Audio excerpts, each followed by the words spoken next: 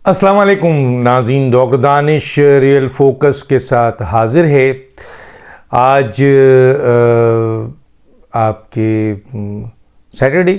की नाइट है जो मैं प्रोग्राम कर रहा हूँ। संडे है और फिर मंडे को जनाब वो 3 रुकनी बेंच इलेक्शन कमीशन के हवाले से जो 5 रुकनी बेंच था, जिसमें से 2 जज ने जस्टिस जमाल मंदोखेल और जस्टिस अमीन ने बैठने से इनकार कर दिया था। जमाल मंदोखेल ने बैठने से इसलिए इनकार किया कि जो 9 रुकनी बेंच बना था, जिसमें से 7 रुकनी बेंच हो गया क्योंकि 2 जजेस जनाब जस्टिस एजाजुल हसन और जस्टिस मज़ाहिर नकवी ने ये कहकर अपने आप को अलग किया था कि हम पर एतमाद नहीं है तो हम इस इलेक्शन कमीशन के मामले में नहीं बेंच पे नहीं बैठेंगे।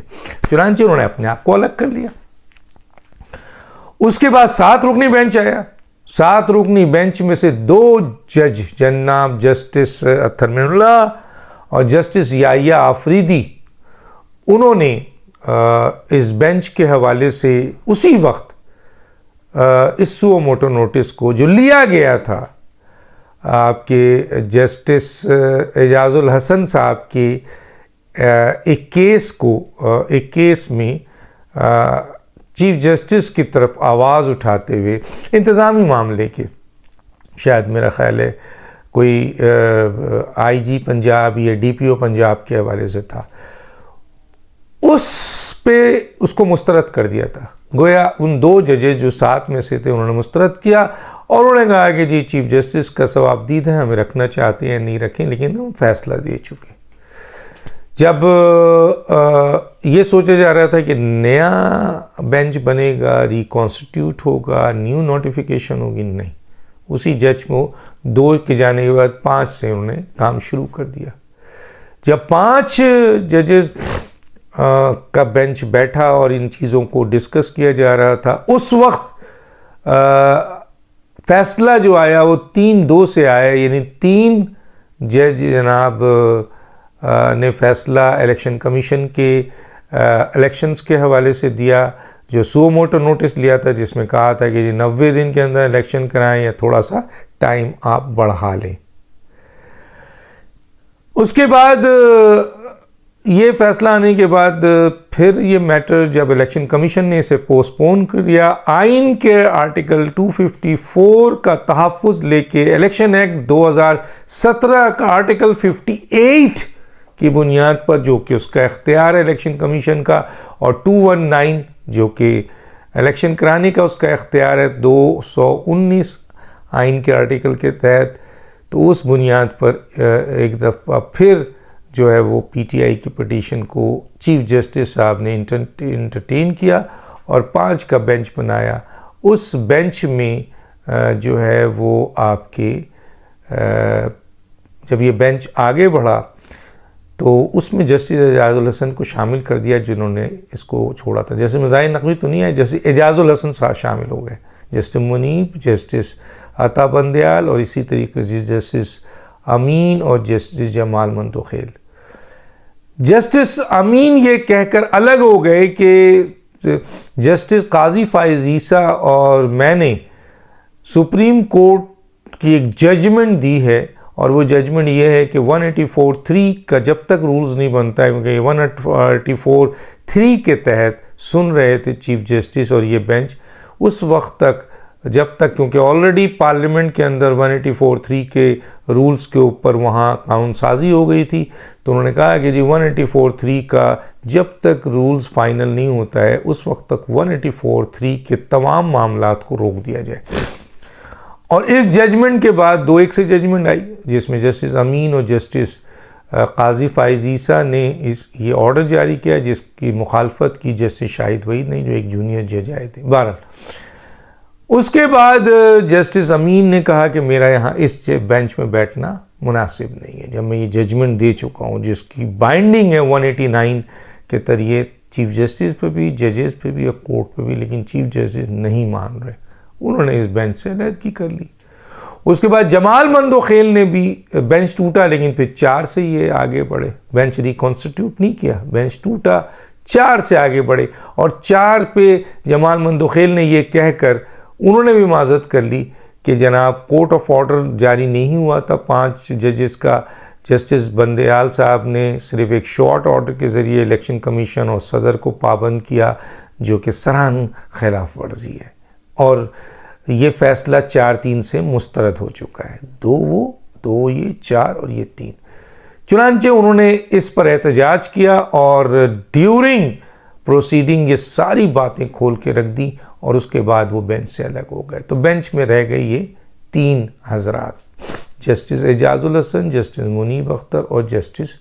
बंदयाल। इसके बाद इस जज ये 3 का बेंच आगे बढ़ा और ये अब केस सुन रहा है और इस सिलसिले में थ्रू आउट हर जगह से ये कहा जा रहा है कि ये जो है इसके बजाय एक फुल कोर्ट बनाया जाए, जो कि इस अहम तरीन केसेस के साथ साथ जो दूसरे जितने भी डिस्प्यूटेड केसेस हैं उसका फाइनल करे और जो भी फुल कोर्ट करेगा वो सबको मंजूर होगा। ये बार कौंसिल ने भी कहा, बार एसोसिएशन के कुछ वकला ने भी कहा, सिविल सोसाइटी ने भी कहा, मीडिया में भी आए, पॉलिटिशियंस ने भी कहा, हर तरफ से ये बात की गई, लेकिन बात नहीं मानी। चुनांचे आज पीटीएम का एक इत्तेहादियों का इजलास हुआ, उससे पहले कल मियां नवाज शरीफ साहब दो टोक उन्होंने कह दिया कि इस बेंच पे हमारा एतमाद ही नहीं है, तो हम इस बेंच की फैसले को मानेंगे नहीं, चुनांचे फुल कोर्ट बनाया जाए। और आज इत्तेहादियों ने, जिसमें मौलाना फजल रहमान, जनाब पीपल्स पार्टी और दूसरे तमाम लोग शामिल थे, मुश्तरका उन्होंने ये ऐलान कर दिया कि इस बेंच पर एतमाद नहीं है, क्योंकि ये अता बंदयाल और इन तीनों ने जो है वो सुप्रीम कोर्ट को तकसीम कर दिया। यहाँ तक उनका फैसला आ चुका है, उनकी बात आ चुकी है और वो कहते हैं कि फुल कोर्ट फैसला करे ताकि सब कोई माना जाए।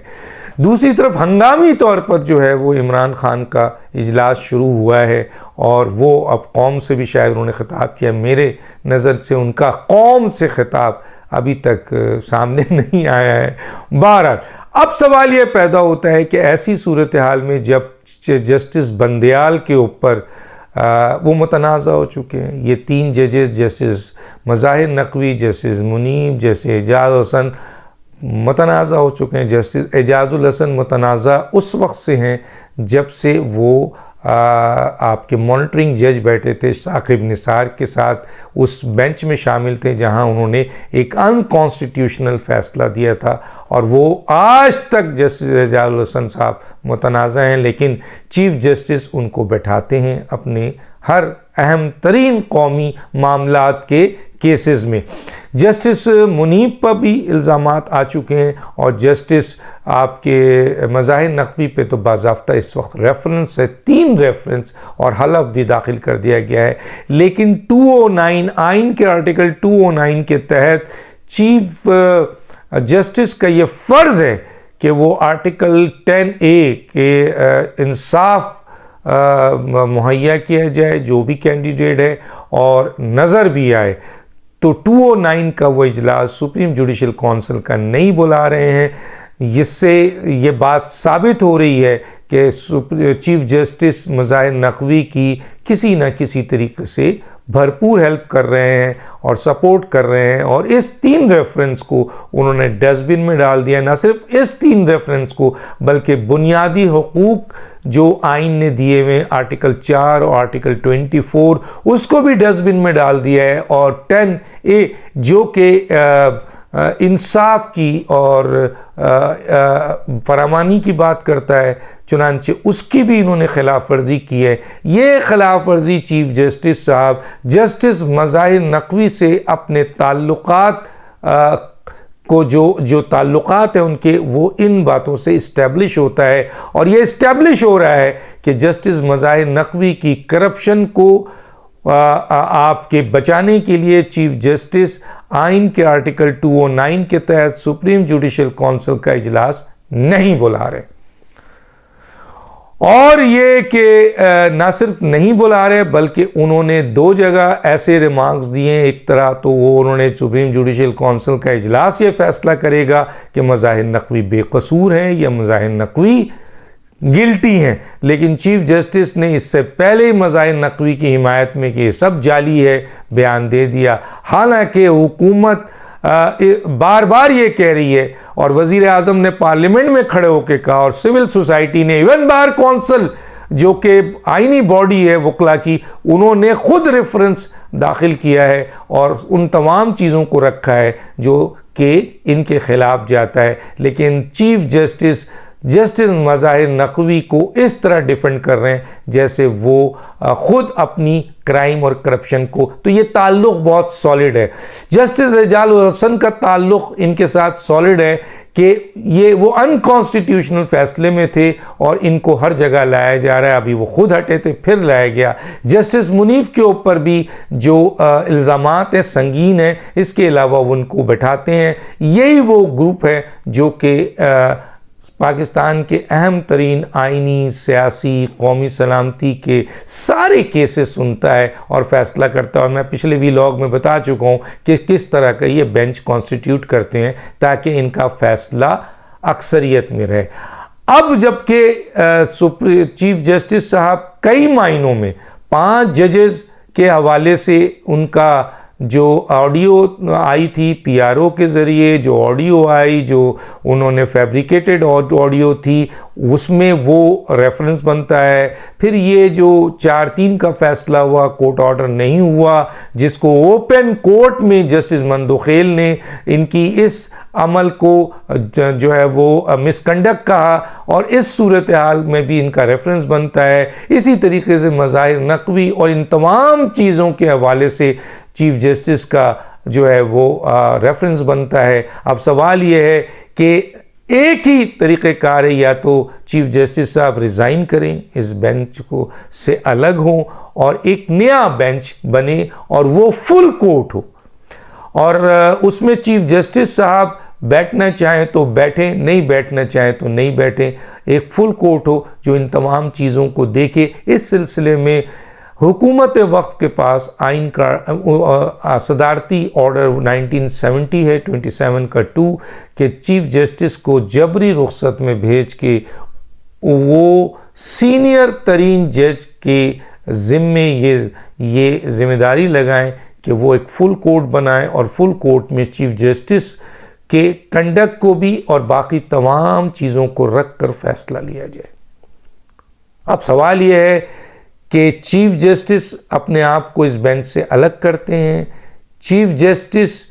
इस बेंच में रहते हुए फैसला देते हैं और अगर फैसला आता है तो उस फैसले को कौन मानेगा? क्या बार कौंसिल मानेगी? क्या पीडीएम मानेगी? क्या कौम मानेगी? सिविल सोसाइटी मानेगी?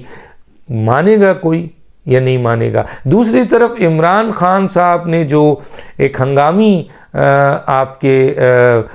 इजलास बुलाया है, अंदर की न्यूज़ ये है कि उनके इन अहम तरीन जजेस से राब्ते हैं। तभी आपने देखा कि एक राब्ता जस्टिस मज़ाहिर नकवी साहब का खुल के आया है और ये बात भी कही जा रही है कि ऐसी ऑडियो मौजूद है जिसमें इमरान खान साहब बमै इन 3 जजेस की उनके साथ वो राब्ते में हैं, खुफिया मैसेजेस में सारे बातें फाइनल की जा रही हैं। अब सवाल ये पैदा होता है ऐसे मौके पे चीफ जस्टिस का जो रोल है वो आईनी होना चाहिए और उसको अपने इस इदारे को बचाना चाहिए, लेकिन वो खुद पार्टी बने हुए हैं। अब ये है कि ये फैसला अगर आएगा तो ये फैसला ये होता है कि 90 दिन में इलेक्शन हो, तो ये बात वाज़े हो चुकी है नवाज शरीफ साहब और इन तमाम लोगों की स्टेटमेंट, पीडीएम के तमाम रहनुमाओं की स्टेटमेंट से कि ये बेंच मुतनाज़ा है, इसके फैसले को एक्सेप्ट नहीं किया जाएगा। और जब एक्सेप्ट नहीं किया जाएगा तो फिर चीफ जस्टिस साहब अपने इस बेंच का फैसला कैसे मनवाएंगे? क्योंकि इलेक्शन कमीशन उनके साथ नहीं खड़ा है, हुकूमत उनके साथ नहीं खड़ी है, पार्लियामेंट उनके साथ नहीं खड़ी है। हुकूमत का मतलब है मिनिस्ट्री ऑफ डिफेंस उनके साथ नहीं खड़ी है, उनके इस जो है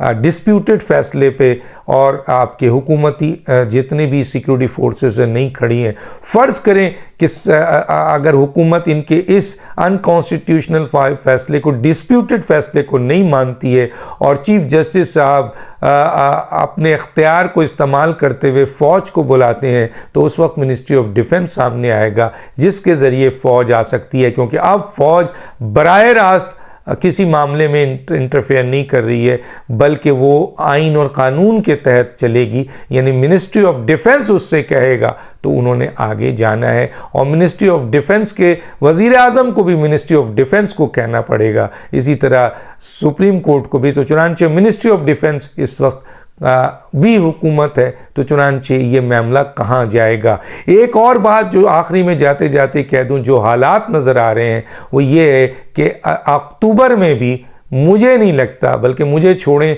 खुद बहुत अहम तरीन लोगों को नहीं लगता है कि ये इंतखाबात जो है वो अक्टूबर में होंगे, बल्कि इससे भी आगे जाएंगे। और उसके बाद जब थोड़ा सा सेटल होगा, क्योंकि अब पाकिस्तान आहिस्ता आहिस्ता सेटल होने जा रहा है मुआशी तौर पर भी, और इसको इस मौजूदा हालात में वाहिद सुप्रीम कोर्ट के ये 3 और 4 जजेस हैं जिन्होंने आईनी बहरान पैदा किया हुआ है, उसकी वजह से सियासी बहरान भी है, उसकी वजह से मुआशी बहरान भी है। चुनांचे अदालत फुल कोर्ट आएगी तो हर चीज़ सेटल हो जाएगी। टॉक दानिश को याद दीजिए। अल्लाह हाफिज़।